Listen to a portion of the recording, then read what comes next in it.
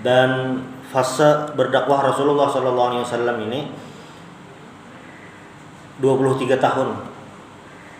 Nah, dalam 23 tahun ini kalau kita bagi, ada fase pertama itu salah sanawat minad dakwah asyriyah.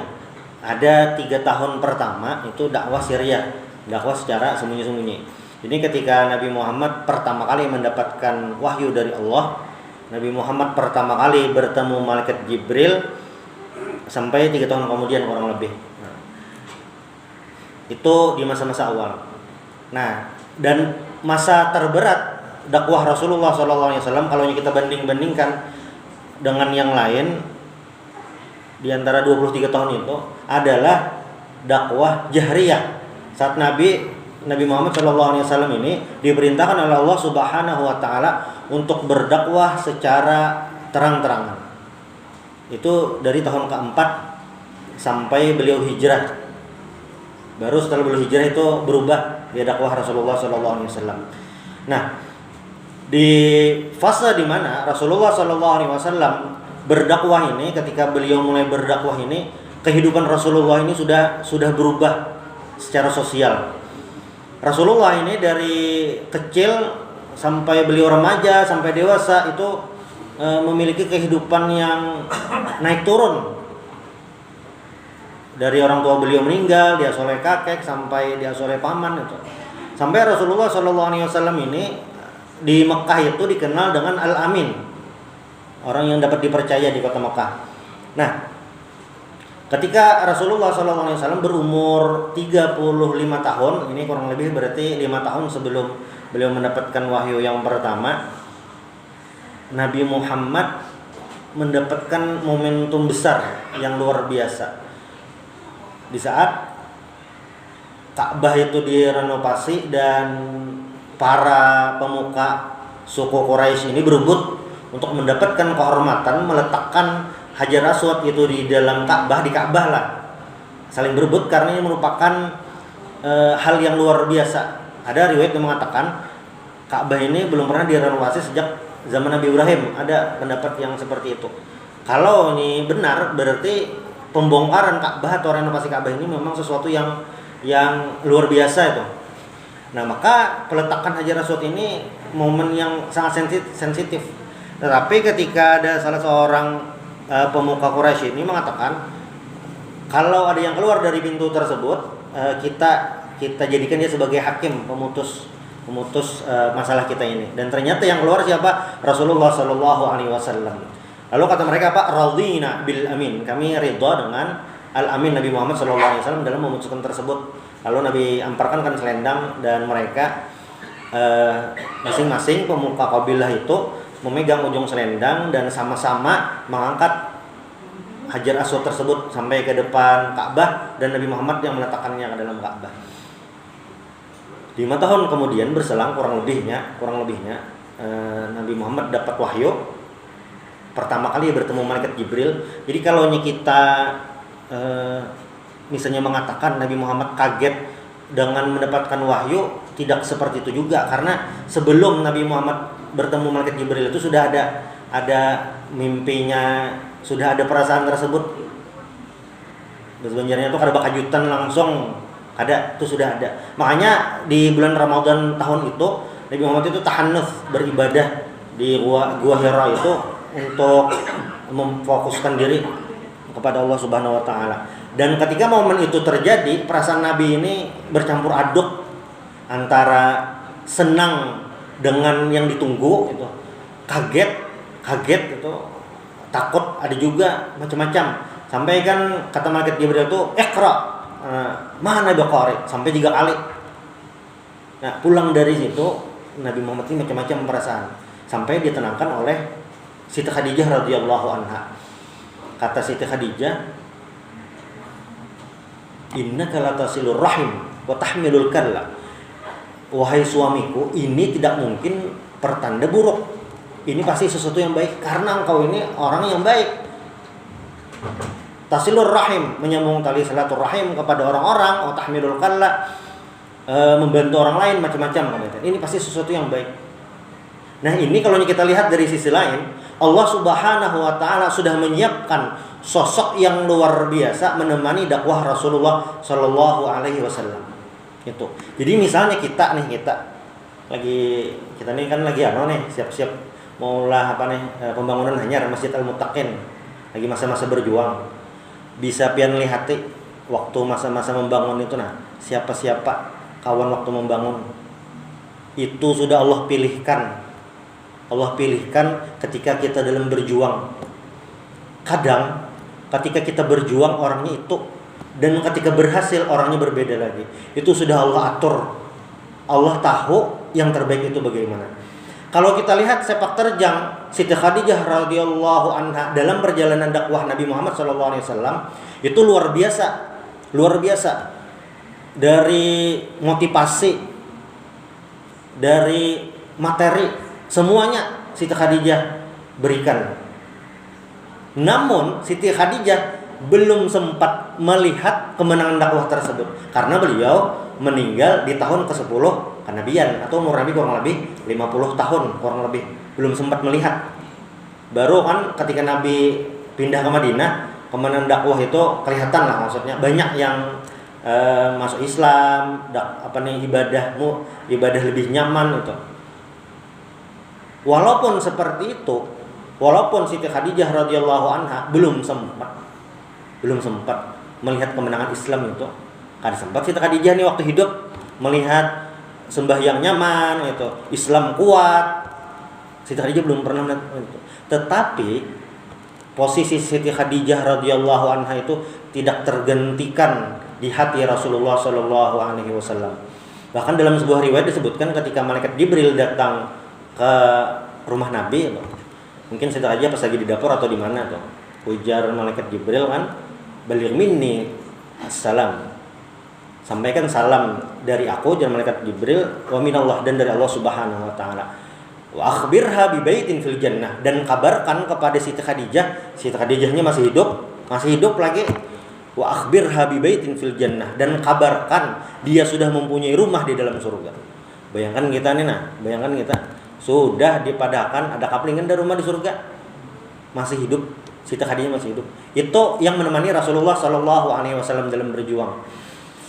Nah, dan momen terpenting ketika Nabi Muhammad pertama dapat wahyu yang dalam kebingungan tadi, Siti Khadijah membawa kepada siapa? Waraqah bin Naufal. Waraqah bin Naufal itu sepupu Siti Khadijah.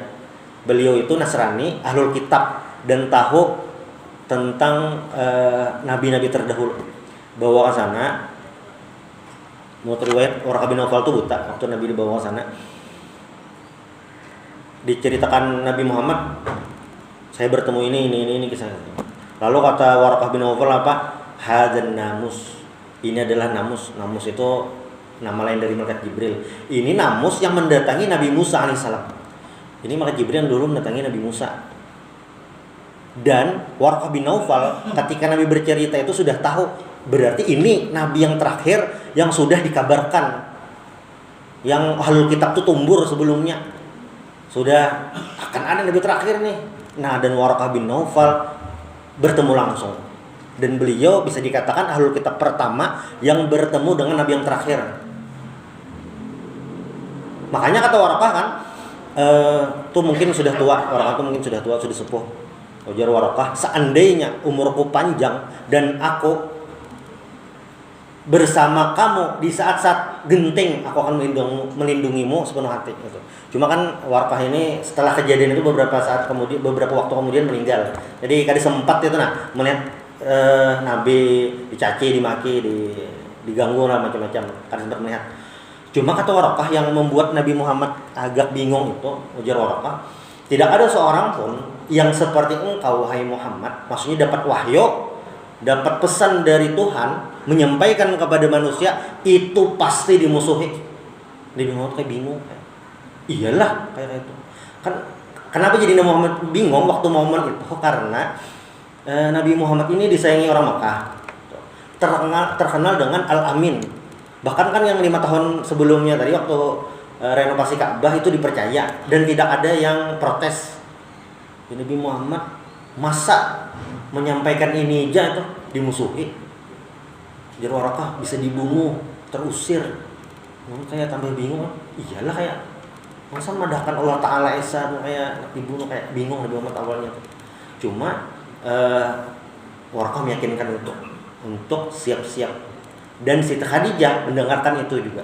Artinya Nabi Muhammad siap, Siti Khadijah sebagai teman hidup Rasulullah juga siap menghadapi apa yang akan terjadi ke depannya.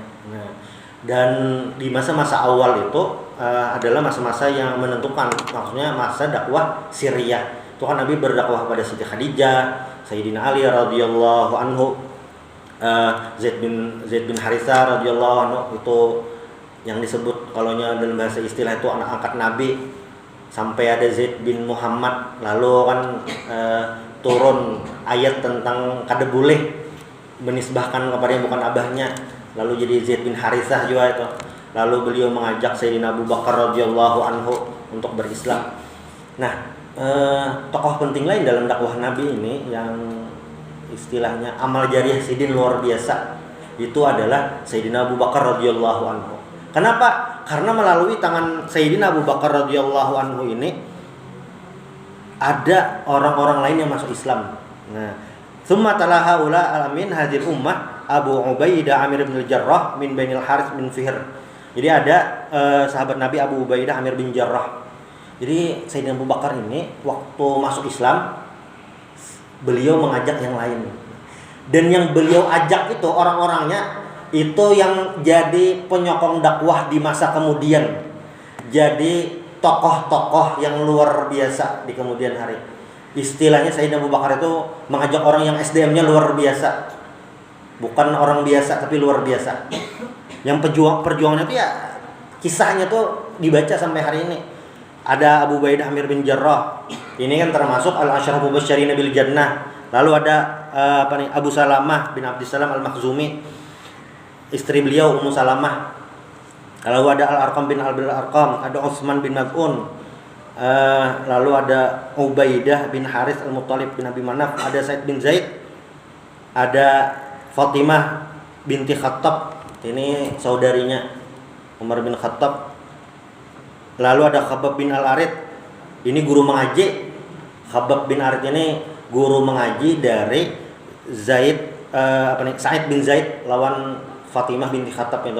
Kan waktu belajaran mengaji di rumah itu Sidin bertiga nih yang melajari Khabbab ini. Lalu si Umar kan mengatok. Nah, itu pas bertiga di dalam rumah itu. Ada lagi yang lain itu Ja'far bin Abi Thalib, ini di sana Sayyidina Ali. Yang Sidin itu jadi Amir atau pengarahnya nih, pimpinan rombongan waktu hijrah ke Habasyah, Ja'far bin Abi Thalib. Ada pengarahnya nih yang lain kayak Abdurrahman bin Auf gitu. Ada yang lain juga. Banyak yang dibawahi oleh pengarahnya nih, oleh Sayyidina Abu Bakar radhiyallahu anhu ini. Termasuk yang Sidin bawa ini selain orang-orang Quraisy, ada ngarannya Abdullah bin Mas'ud, itu Al-Huzali, Ibnu Mas'ud, nah itu Abdullah bin Mas'ud. Ada Bilal bin Rabah, ini budak yang dimerdekakan. Ada Suhaib bin Sinan Ar-Rumi. Suhaib bin Sinan Ar-Rumi ini pendatang di kota Mekah. Pendatang dan sukses di kota Mekah.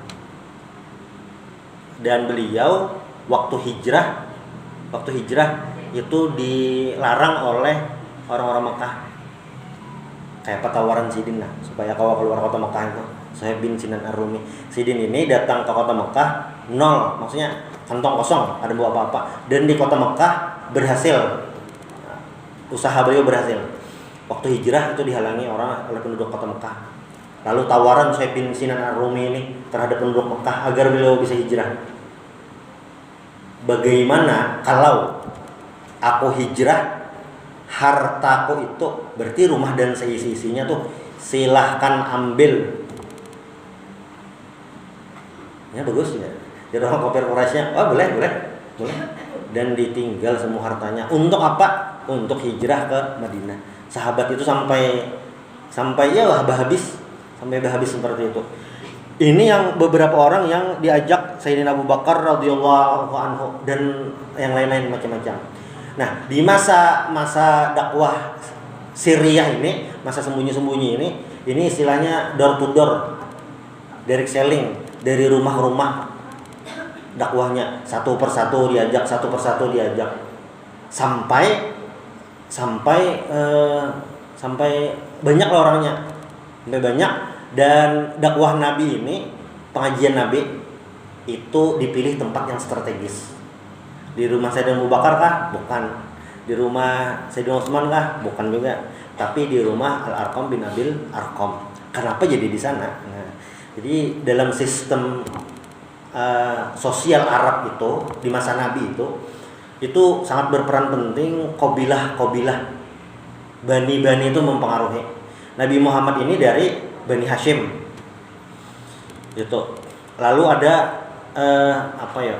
kayak rival Bani Hashim, Bani Umayyah di kota Mekah waktu itu. Ada Bani Makhzum, ini Abu Jahal. Bukan Abu Jahal, Bani Makhzum. Nah, Al-Arqam bin Abil Arqam ini dari Bani Makhzum. Itulah kenapa jadi dipilih Al-Arqam bin Abil Arqam. Ada dua alasan kenapa jadi dipilih rumah Al-Arqam bin Abil Arqam. Yang pertama, Al-Arqam ini dari Bani Makhzum, kabilah yang sama dengan Abu Jahal. Satu. Lalu yang kedua, rumahnya jauh dari tengah kota, sehingga tidak ada yang mengira rumah Al-Arqam ini yang jadi pusat pendidikan Rasulullah SAW, pusat penggemblengan Rasulullah terhadap para sahabat. Itu yang dipilih. Jadi ada strategi yang Nabi lakukan agar itu berhasil, sehingga as-sabiqunal awwalun ini dijamin keteguhannya, dijamin loyalitasnya, dijamin ibadahnya. As-sabiqunal awwalun ini. Dan yang as-sabiqunal awwalun inilah yang merasakan pahit getirnya dakwah Rasulullah selama berada di kota Mekah. Nah, jadi ketika dakwah Syriah ini istilahnya berakhir maksudnya turun perintah dari Allah Subhanahu wa taala mengenai dakwah secara jahriyah, itu ditandai dengan Rasulullah Shallallahu alaihi wasallam mengumumkan atau memproklamirkan. Jadi Nabi Muhammad ke Bukit Sofa itu kan mengumpulkan semua kabilah-kabilah. Wahai bani ini, ujar Nabi Muhammad. Wahai bani ini, dikumpulkan itu semuanya sampai terkumpul di Bukit Sofa, terkumpul. Lalu Nabi Muhammad memberikan sebuah statement yang itu merupakan langkah yang luar biasa. Jadi ujar Nabi Muhammad, misalnya Ara'aitukum law akhbartukum. Aku minta pendapat kalian. Nah, seandainya nih, law akhbartukum, kalau aku kabarkan kepada kalian, anna khailan bil wadi bisafah hadzal jabal turidu an tughira alaikum akuntum musaddiqiyya. Kalau seandainya, ini aku kabarkan, Nabi ini kan di atas Bukit Sofa. Kalau seandainya aku kabarkan di belakang bukit ini akan ada pasukan berkuda menyerang kita, apakah kalian semua membenarkan akuntum musaddiqiyya? Apakah kalian semua membenarkan ucapanku? Misalnya ada kabar seperti itu. Nah, Nabi menguji. Ternyata kata orang-orang saat itu, "Na'am, ya, ma jarrabna 'alaika kadziban." Kami tidak pernah mendengar engkau sekalipun berdusta, sekali aja belum pernah. Sekali enggak pernah. Nabi enggak pernah berdusta. Jarrabna 'alaika illa sidqan. Kami pengalaman kami bertahun-tahun bersama engkau jujur, selalu jujur lah. Nah, langsung Nabi. Ujar Nabi, fa inni nadhirun lakum. Aku memberikan peringatan kepada kalian baina yaday azabun syadid. Nah, di hadapan kalian ini ada azab yang pedih. Inna ma mithli wa mithlukum kama mithli rajulin ral aduwa fantalaqa yarba ahlah. Lalu kata Rasulullah sallallahu alaihi wasallam, ya ma'syara Quraisyin, ishtara anfusakum minallah, belilah diri kalian dari Allah, angkidhu anfusakum minan nar, selamatkanlah diri kalian daripada api neraka. Fa inni la amliku, sesungguhnya aku, ujar Nabi Muhammad, tidak memiliki lakum, tidak memiliki nasib kalian minallahi subhanahu wa ta'ala darran wala naf'an, mudarat ataupun manfaat, wala ni'ankum minallahi syai'a. Aku tidak bisa, pokoknya Nabi Muhammad tidak bisa mengatur manusia. Nabi Muhammad memberi peringatan saja. Nah, setelah itu Nabi memberikan peringatan-peringatan yang lain. Nabi menyebutkan kabilah-kabilah kayak ya Bani Ka'ab, ya Bani Murrah, ya Bani Abdi Syams, ya Bani Hashim, agar apa? Mengikuti dakwah Rasulullah Shallallahu Alaihi Wasallam. Sudah tuntung Nabi menyampaikan itu seberataan, sekalinya datang paman Sidin. Paman Sidin datang. Alihada jama'tana.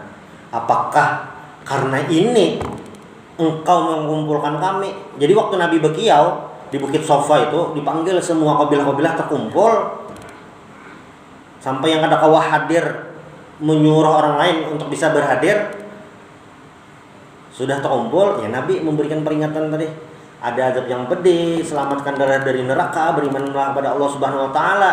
Ternyata Abu Lahab paman Nabi memang saudara ayah, saudara Abdullah. Alihada jama'tana. Tabban laka ya Muhammad. Tabban laka sa'iral yaum. Celaka bagi engkau hari ini. Alihada jama'tana. Karena ini sajakah engkau mengumpulkan kami? Gara-gara ini jangan mengumpulkan kami. Nah, setelah itu apa yang terjadi? Turun ayat. Turun ayat apa? Turun ayat mengenai Abu Lahab. Surah Al-Lahab. Surah Al-Lahab itu adalah surah jaminan bahwasanya Abu Lahab itu dipastikan masuk neraka. Vonis dari Allah Ta'ala, vonis langsung masuk neraka. Padahal kalau kita baca kisah Abu Lahab ini, jangan salah. Jadi Abu Lahab ini waktu Nabi lahir gembira dengan memerdekakan budak. Abu Lahab ini termasuk kandidat yang dipilih Abdul Muttalib untuk memelihara Rasulullah. Jadi kan setelah ibunda beliau meninggal, Nabi Muhammad diasuh oleh Abdul Muttalib, kakek beliau, ngarannya Syaibah. Nah, di akhir umur Abdul Muttalib ini mencari pengasuh pengganti beliau. Pas meninggal, jadi mencari pengasuh. Kandidat dua, Abu Thalib, Abu Lahab, pilihan dua nih. Lalu ternyata Abdul Muttalib lebih memilih Abu Thalib lah. Cuma Abu Lahab ini termasuk kandidat. Sudah sampai di situ kah? Ada. Jadi ketika Rasulullah SAW memiliki anak Sidin dewasa, anak Nabi itu Ruqayyah dan Ummu Kalsum, dua ekong itu menikah dengan dua orang anak Abu Lahab. Saking dekatnya Nabi Muhammad ini dengan Abu Lahab sebelum Nabi Muhammad mendakwahkan ajaran Allah Subhanahu wa taala, mendakwahkan Islam. Sangat dekat dengan Nabi Muhammad. Dua anak Nabi ya, Abu Lahab, Ruqayyah dan Ummu Kalsum. Dua orang ini menikah dengan dua anak Abu Lahab. Tapi ternyata yang asalnya menyayangi Nabi, yang asalnya dekat dengan Nabi, yaitu Abu Lahab, ketika sampai dakwah, ketika Nabi Muhammad SAW memberikan peringatan, ketika Rasulullah SAW menyampaikan sebuah kebenaran, ujar Abu Lahab, alihada jama'tana, langsung dapat vonis dari Allah Subhanahu wa taala, langsung bersambut ngaran. Jadi di Al-Qur'an itu banyak kisah bahari, kisah yang sedang terjadi di masa Nabi Muhammad hidup. Yang masuk surga dipadahkan, dan biasanya kalau kita baca di Al-Quran, alladzina amanu wa amilus solihat, sifat-sifat kada bersambut ngaran. Sahabat tupang kapajar tahu al-asyrah mubasyirin bil jannah. Nah, itu banyak dari hadis Nabi. Rata-rata tuh sifat as-sabiqunal awwalun, itu sifat ngaran-ngaran orangnya itu di hadis kan disebutkan. Cuma untuk yang penghuni neraka ini disebutkan nama itu siapa? Ya Abu Lahab. Tabbat yada Abi Lahab wa tab. Bahkan langsung duet dengan istri beliau. Keduanya divonis neraka. Jarang. Jadi jarang. Kalau kan Nabi, kayak kisah Nabi Yusuf. Kisah Nabi Yusuf itu kan panjang kisahnya. Dari beliau kecil sampai beliau dewasa, sampai beliau menjadi menteri. Dari beliau awalnya mimpi yang ini ra'aitu ahada asyara kaukaba sampai itu kan di ayat 4 sampai mimpi beliau terwujud di ayat 100 itu yang hadza ta'wilu ru'yaya min qabl qad ja'alaha rabbi haqqan. Ini ternyata takwil mimpiku yang dulu Allah menjadikannya kenyataan. Surah Yusuf. Tapi di surah Yusuf itu yang disebutkan nama Nabi Yusuf, Nabi Yakub. Sebutkan nama. Kalau yang lain itu disebutkan kayak Imratul Aziz, Ikhwatu Yusuf, Raja, kada disebut ngaran, kawan Sidin di penjara, kada disebut nama juga. Jarang menyebutkan nama. Kalau penyebutan sampai disebutkan nama berarti itu penting. Sangat penting itu, penting. Termasuk surah Al-Hab tadi. Itu penentang dakwah yang luar biasa. Nah, apakah hanya sampai di situ? Tidak, tapi ternyata yang memusuhi Rasulullah SAW ini berbagai macam pihak yang melarang Nabi, mengganggu Nabi. Dan istri beliau, sahabat-sahabat Nabi ini tetap teguh bersama Rasulullah SAW. Salah satunya adalah itu yang jadi kisah heroik yang luar biasa waktu Bilal bin Rabah itu disiksa oleh Umayyah bin Khalaf. Beliau beriman, ketahuan oleh Umayyah, lalu disiksa. Siksaannya itu apa? Siksaannya diikat, dijemur di bawah terik matahari timur tengah, lain kayak panas di tempat kita, dan diletakkan batu di atas dada barat itu. Sampai Bilal ini liuk, sampai Bilal ahadun itu aja lagi kawak bucap. Sampai Sayyidina Abu Bakar datang memerdekakan Bilal bin Rabah. Memerdekakan budak itu larang benar tuh. Kalau kita hargakan ini bisa semiliaran tuh. Karena kan budak tuh. Makanya waktu Sayyidina Abu Bakar memerdekakan budak itu, kan Abasidin Abu Quhafah itu kayak maaf menukar budak itu kada dipakai juga. Nah, kayak membuang duit ya. Makanya Sayyidina Abu Bakar ini termasuk sahabat yang luar biasa, yang satu-satu di antara semua sahabat Nabi. Di antara semua sahabat Nabi, Sayyidina Abu Bakar ini yang paling sering bersama Nabi. Dan di antara semua sahabat Nabi yang disebutkan sahabat Nabi secara khusus dalam Al-Quran, Sayyidina Abu Bakar. Itu waktu apa? Sayyidina Abu Bakar dan Nabi Muhammad bersama di Gua Sur. Idz qala li sahibihi la tahzan innallaha ma'ana. Idz qala li sahibihi, ketika berkata Nabi Muhammad kepada sahabatnya, ini Sayyidina Abu Bakar, secara terperinci, secara detail, maksudnya sahabat Nabi Sayyidina Abu Bakar. Dan sahibihi ini kalau dalam kajian gramatika bahasa Arab, ilmu nahwunya, sahibihi ini adalah isim ma'rifah. Jadi isim itu ada dua, isim ma'rifah, isim nakirah. Isim nakirah itu adalah isim yang umum, siapapun. Misalnya ra'aitu rajulan, aku melihat seorang laki-laki, nah terserah aja, penting laki-laki. Tapi ketika isimnya itu ma'rifah, sudah dikenal, isim yang khusus, ra'aitu rajula, aku melihat seorang laki-laki, itu berarti sudah pinanduk. Idz qala li sahibihi, ini pakai isim ma'rifah, itu menunjukkan bahwasanya Sayyidina Abu Bakar itu memang sudah dikenal sahib Rasulullah Shallallahu Alaihi Wasallam. Makanya Sayyidina Abu Bakar ini ujar Nabi, seandainya iman beliau itu ditimbang satu timbangan, iman yang lain selain Sidin ditimbang di wadah yang lain, nah baru Sayyidina Abu Bakar sorangan. Saking iman Sayyidina Abu Bakar itu luar biasa. Ini orang yang menemani dakwah Rasulullah Shallallahu Alaihi Wasallam. Mereka memang berani habis-habisan. Karena memang Rasulullah menunjukkan perjuangan yang luar biasa, sehingga para sahabat itu melihat bagaimana Rasulullah itu berjuang dengan luar biasa, totalitas. Kalau kita begawe di kantor, misalnya ada yang 8 jam, ada yang 12 jam, ada yang pagi sampai sore, ada yang semalaman. Gawian Nabi Muhammad ini berdakwah 24 jam. Maka jadi Nabi ini kan ada istilah pensiun, ada dah. Nang habisnya sampai meninggal. Makanya waktu turun ayat al-yauma akmaltu lakum dinakum itu, Sayyidina Abu Bakar paham ketika syariat sudah sempurna, berarti tugas Nabi Muhammad sudah selesai. Tanda Nabi Muhammad akan meninggal dunia. Itu aja 24 jam Nabi terus berdakwah. Wah, sahabat lihat ini perjuangan luar biasa. Dan kalau kita lihat keberhasilan dakwah Nabi itu bagaimana? Nah, jadi kan di tahun keempat itu dakwah secara jahriyah, terang-terangan.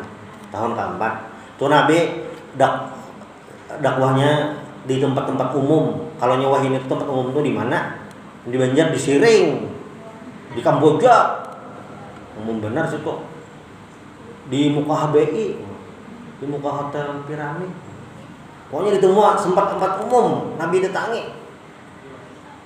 Tahun keempat, tahun kelima, tahun keenam. Jadi setiap musim haji itu ini memang musim haji tetap jalan waktu itu.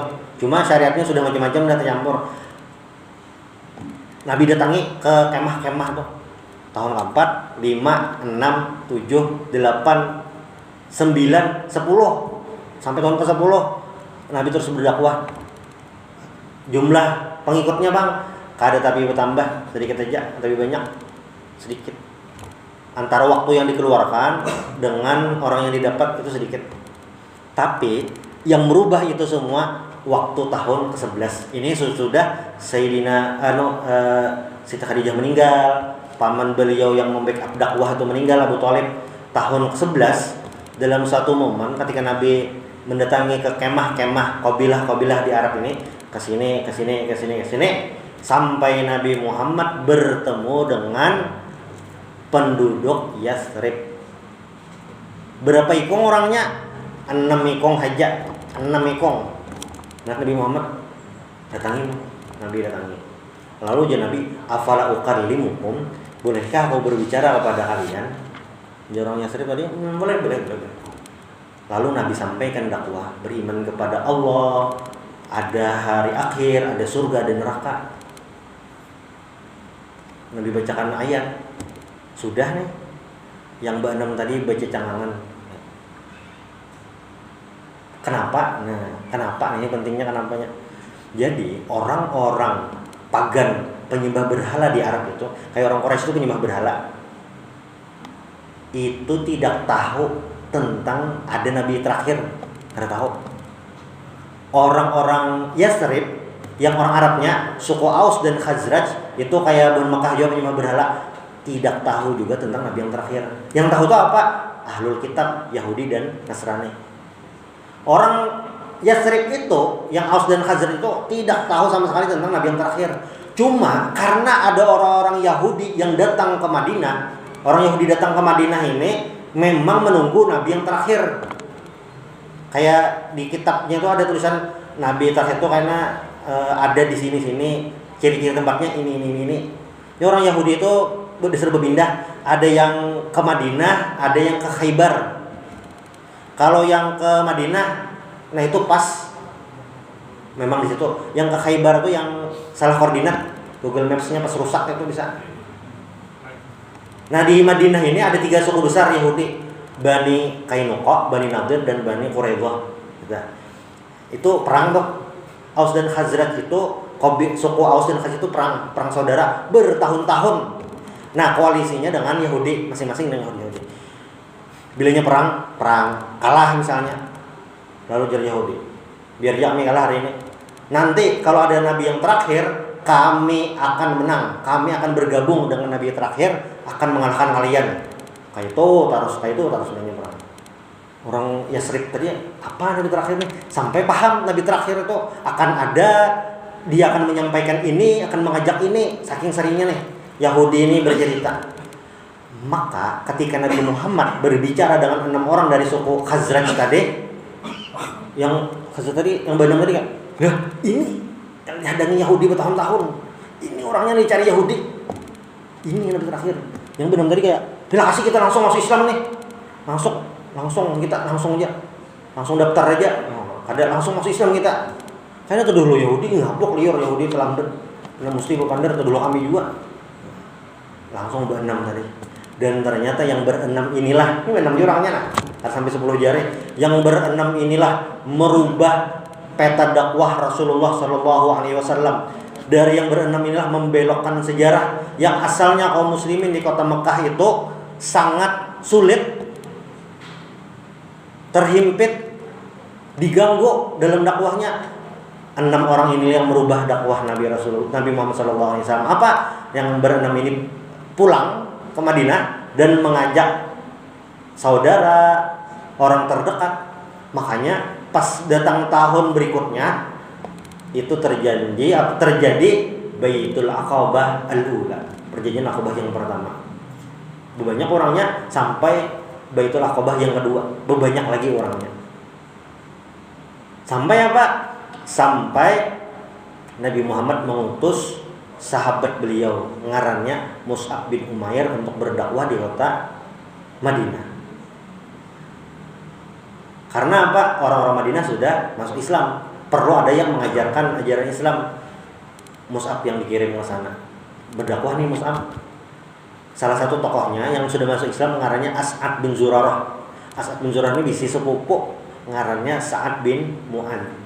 Sa'ad bin Mu'adz itu pemimpin Bani Ashhal. Ada waktu Mus'ab ini pengajian. Sa'ad bin Mu'adz ini masih belum Islam. Pengajian apa itu? Pina lain. Usaid bin Hudair. Usaid datangi pang tuh, pengajian apa tuh? Tangi pina mana? Nah, pas Isa dah. Waktu Usaid disuruh mendatangi Mus'ab bin Umair. Jadi pengajian apa nih? Pina mahur. Lalu jawaban Mus'ab, nah ini jegen, ada sudah Isa. Subhanallah bihamdik, asyhadu an la ilaha illa anta, astaghfiruka wa atubu ilaik. Assalamualaikum warahmatullahi wabarakatuh.